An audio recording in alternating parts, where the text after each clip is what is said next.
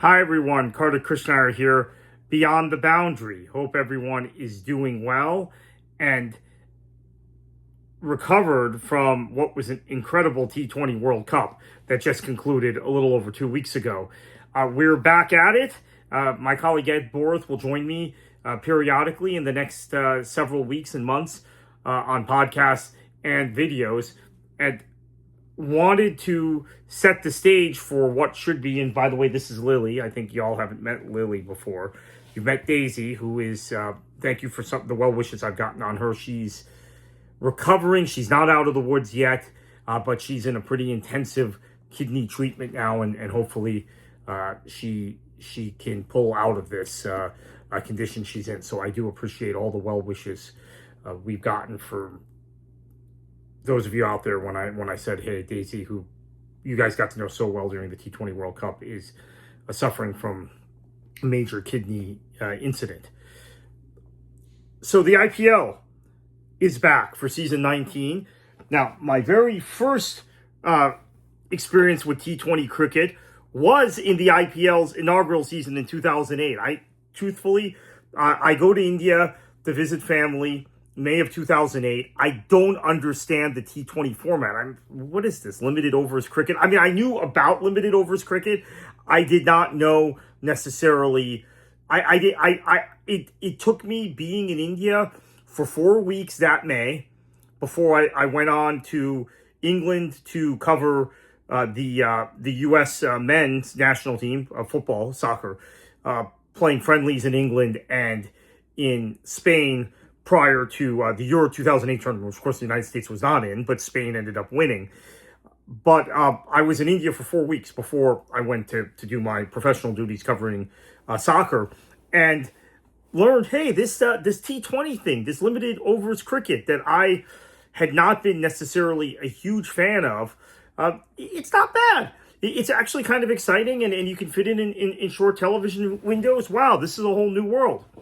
As someone who had grown up only understanding Test cricket and even the one-day format, right? The 50 overs format was not something that I readily got. So I was in India that very first year, 2008, and it was a revelation to me. So here we are, 19 seasons later, and we finally last year had Royal Challengers Bengaluru win the title. Finally broke their duck as far as league titles, and now we've seen an intense record-shattering auction in Abu Dhabi, right, late last year in December. So let's look at what we can look forward to for this IPL season, and we are going to be doing a weekly IPL roundup from the Pavilion on Beyond the Boundary. So if you're subscribed to Beyond the Boundary, you will get that weekly roundup video. If not, subscribe to our YouTube page here at From the Pavilion. So the key dates. Opening match is this Saturday in Bengaluru. The champions, Royal Challengers Bengaluru, host Sunrisers Hyderabad. I have a bit of a personal connection to that franchise, and I'm sure we will get into at some point in the future. And we're going to be spending a lot of time on franchise cricket these next few months, because following the IPL season, we have basically a week, I think 2 weeks off, and then we go right into Major League Cricket. So you'll see some of the same players here. So what did we have at the big money auction? And what happened in terms of big money?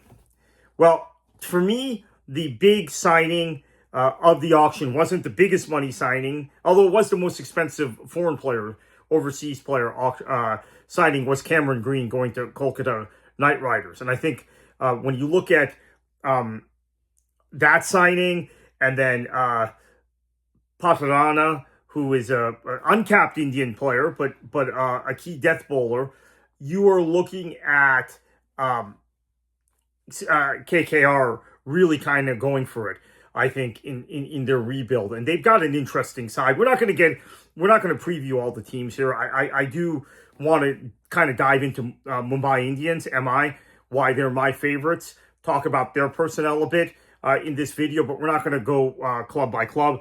There are some fantastic previews out there from Crick Info and from Crick Buzz if you want to get into the side by side each franchise is set up. They're doing a fantastic job with those previews. Let's talk about Mumbai Indians. Obviously, Hardik Pandya is coming off of a pretty good World Cup where India lifted the trophy. Rohit Sharma is still there, opening the batting for them. The decorated former world champion himself at the T20 level with India, and then you've got Sky, who just captained India to a World Cup, which of course Rohit Sharma had done previously. And then you've got Jasprit Bumrah, the best bowler in the world, who was key in India winning that World Cup. And the last World Cup. They don't win the last World Cup without him. There's no question about that. I think they probably don't win this one without him either. So they are, for me, the side to watch. Obviously, RCB are the reigning champions. I think Virat Kohli is still got it, and they're relying on him. And their strategy, I think, still revolves around outscoring opposition. They're bowling. I like the signing of Venkatesh Iyer. I think that he is someone that is going to help push them forward. I want to mention Sanju Samson, who had such a fantastic World Cup, is the reason India won the World Cup. He saved them against West Indies. He saved them against and carried them against New Zealand. He is transferred to Chennai Super Kings, and that's going to be, I think, potentially decisive in getting Chennai Super Kings through the regular season. I think there's tons of pressure on Kishan, who also had kind of an impactful World Cup. He's taking over as the captain of Sunrisers Hyderabad. So he's going to be a guy that I think is going to have to really help carry them. Now let's get to why I think MI is the favorites. So we talked about Sharma, we talked about Sky. You've got Varma, who's phenomenal. You've got Sherfrain Rutherford, who had such a good World Cup for the Windies. He's part of this. Will Jacks, who can bowl and can pick up a bat, is handy with both. Had a stop-start World Cup with England, but I thought pretty good. And then we talked about Pandya, and I really like getting Corbin Bosch. We didn't mention this, right? It was another show I was on that I mentioned. Corbin Bosch, I think, is going to have a big impact this year. So I like that. And then when you look at their bowling, obviously they got Bumrah, and that is, to me, just that is the difference in close matches. It's a T20. We know this. So what are the other pieces we like here? Quinton de Kock is back, and Trent Boult is back. So you have Boult and Bumrah in that bowling attack. I think that's phenomenal. And they've got good spinners with Mitchell Santer and Mark Handy. Those are two really high-end spin attack. So I really like MI, and obviously as we get into the season, we're going to be analyzing each team a lot more. So what are the other storylines this season I'm looking at? I think the Chinnaswamy might be, and we're going to see this in the very first match in Bengaluru. Will it be the sort of fortress it needs to be? Obviously, there was a little... Let me be delicate here. There's a lot... We know what happened, okay, with the Stampede, in the victory parade. So there's an extensive security upgrade. Is it still going to give because of that sort of... is it going to be that sort of fortress for RCB? Let's see. As someone who, again, my background, I've covered football for a quarter century, been involved in the game, soccer, football.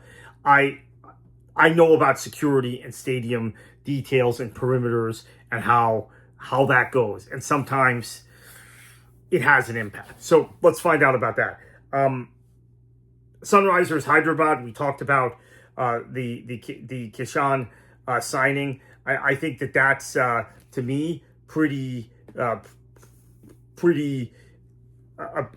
fairly big deal. Not the signing. Sorry, that he's going to be the captain and he's going to have to help push them forward because looking at Kolkata Knight Riders, who I mentioned earlier, you have Finn Allen and Tim Seifert, most effective opening partnership potential in the history of the T20 World Cup. We saw that on display for New Zealand. They've got those two. They've signed Ravindra, who I really like, and we talked about Cameron Green. So I think that this is a team, Kolkata, KKR, that could really, really push this season. And I mentioned Chennai Super Kings. I think that they've got quite a squad. Sunrisers Hyderabad, RCB. I think your top four come from those five in all likelihood. That's my early read on things. Now, I reserve the right to change my mind. T20 is dynamic. This competition is ultra competitive. This league, and so let's see how this plays out. I'm looking forward to the opening match. I think we are following the excitement of India winning the World Cup. We are going to have an interesting tournament, and I have to say it is also ironic because there have been times when this competition has had to be moved because of health concerns in India, or it's been paused because of Indo-Pakistani conflict. Right now, the war in the Middle East means India is a much safer place to be than Dubai. It's a much safer place to be than Abu Dhabi. So it'll be interesting to see how that plays into things, too. So much of the IPL lore is built around the Gulf states as well. And the Indian diaspora, South Asian diaspora, lots of Pakistanis, Bangladeshis, Nepalis in that area. But now India is kind of a safer place and a better place to be. Although getting back and forth from India, a little bit difficult if you're flying from Western Europe or you're flying from North America because of the war going on. So hopefully there's a resolution to this conflict during the course of the IPL season. It doesn't affect the IPL directly, especially with tensions that I don't want to get too directly into with it between India and Pakistan.